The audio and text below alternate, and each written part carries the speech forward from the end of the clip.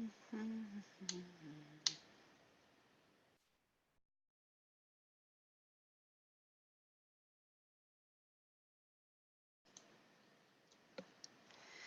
right, we're going live. We're live, we're live, we're live. Woohoo! Is it working?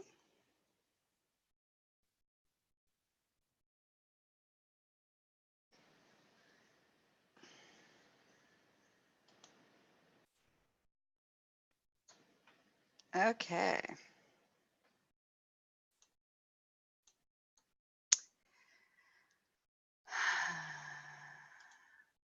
Welcome to another juicy episode of My Orgasmic Life. And I'm your hostess with the mostest, Gaia Morissette. And I believe the keys to a happy, healthy, wealthy, epic, magical, and orgasmic life is embracing the human experience, letting go of fear, shame, guilt, and self loathing.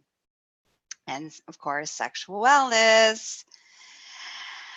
And I am a high priestess of divine sexual magic. I am a holistic sexual wellness specialist, as well as a BDSM wellness guide. And I make the world a better, safer, sexier, and happier place for us all. All right, let's get into our topic. So I'm inspired by a bunch of people this last couple of weeks. So a bunch of people, I've had friends, I've had one of my lovers, I've had, a bunch of clients ask me how to navigate having sex with coworkers. And so I thought, well, you know what? Seems it's becoming up a lot. Let's have a conversation about this. So first of all, I don't recommend it. I'm going to start off there. I don't recommend having sex with your coworkers. The reason is that it can be incredibly messy.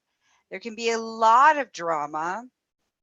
Depending on the power dynamic of the relationship with your coworkers, if we got a boss and an employee, there's a lot of things that can go horribly wrong.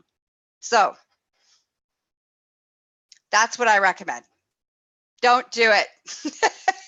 Now, you're like, well, Gaia, it's too late. You should have told me that already. You should have told me that before. All right. So now say you're in the situation, or you've had sex with a coworker, and things are coming up.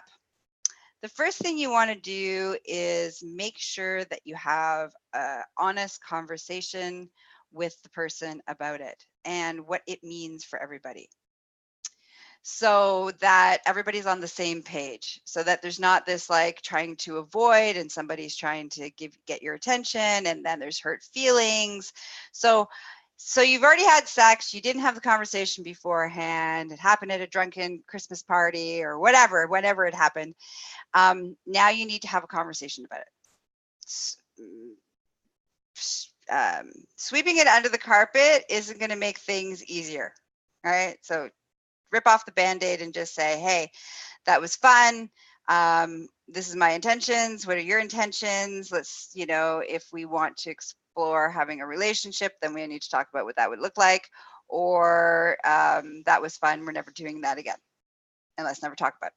Okay, whatever the situation is, you just got to be straight up about it so that you can navigate that, whatever comes up from there. The second thing is, okay, so you haven't had sex with a coworker, but there's a lot of flirting that's happening with a coworker. So, and there's it's leading up to the potential of engaging in a sexual activity with each other.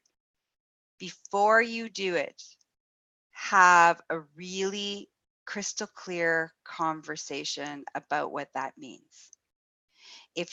And do it outside of the workplace.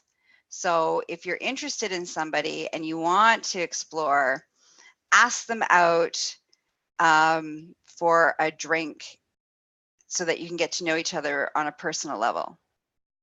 And then from there, if you want to navigate what engaging in a sexual relationship with them, you want to then figure out what that would look like. Do you even want to have sex with them? You know, are they a good fit? Are they into the things you're into?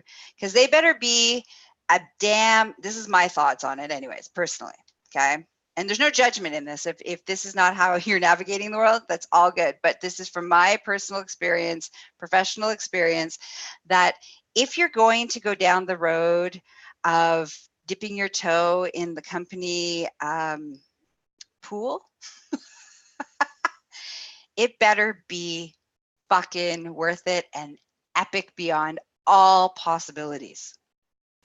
So if you're like, oh, they're kind of cute and I'm attracted to them and that would be a fun idea, there's a lot of potential fallout that could happen from that. So there's many other places that you could have those kind of sexual experiences and, you know, create those experiences.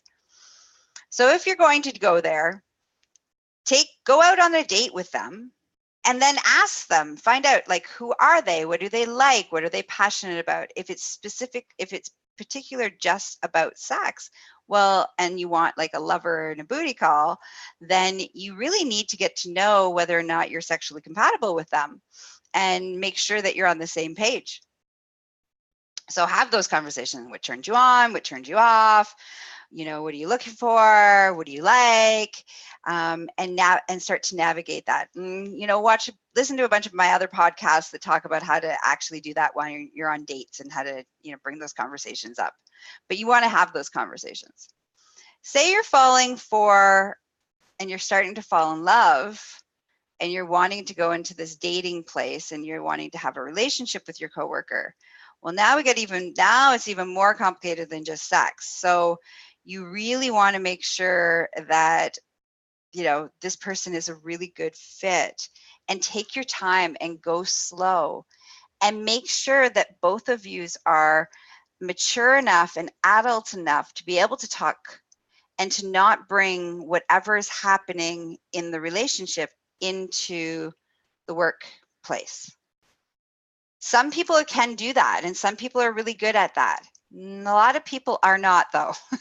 So you want to make sure that if you're going to have a relationship and potentially jeopardize your career over, that you want to make sure it's with somebody that can navigate those waters with you without you potentially losing your career or they losing their career. Okay, so these are food for thought. All right, around what do you do when you have sex with a coworker? How do you handle it after the fact? How do you prevent all the weird awkwardness by having the conversation beforehand? And make sure it's well worth it if you're going to have sex with a coworker, because there could be potential fallout that could be very uncomfortable. Because you don't know, and this is why I say this, you don't really truly know how people will behave until they're hurt. And when somebody is hurt people are kind of jerk faces. Where, you know, in my world, I call that triggered. When triggered people are assholes is usually my statement. And it's not because, you know, you saw it coming and you're like, I can't believe that they're behaving this way.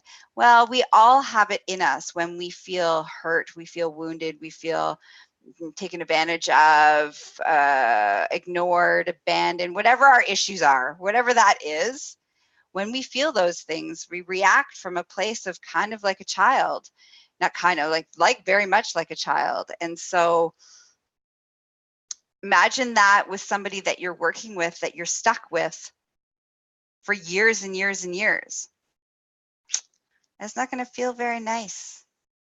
So observe. That's the other thing. Observe how, here's a good way of figuring out whether somebody is mature enough to handle and can navigate with you if stuff comes up as far as relationship goes, whether relationship or sexual relationship. How do they talk about their exes? How do they talk about friends that they don't have in their lives? How do they talk about the people that they feel have hurt them? How have they responded? However they talk about that, at some point, don't be delusional, okay? At some point, you're going to be on the receiving end of that. So did they navigate that well? or did they do a horrible job? And are you going to be on the receiving end of that? Okay. So that's all. That's all. So it better be worth it. Take your time to vet the process and watch and observe if you're going to consciously go there. If you've already gone there because of a drunken moment, how do you navigate afterwards to, diffuse the situation? And good luck. If you need more like, oh my God, Gaia, I don't know what the fuck to do now, contact me. We can have a couple of private sessions and I can help you navigate, get out of this situation. All right. Love you all. Thanks for listening. And remember, there's a whole world of things that I do in the world: courses, classes, workshops, seminars, retreats, a whole world to learn all about me at succulentliving.com. And you can follow me on all of social media at Gaia Morissette. Mwah. May your day be filled with orgasmic bliss. Bye-bye.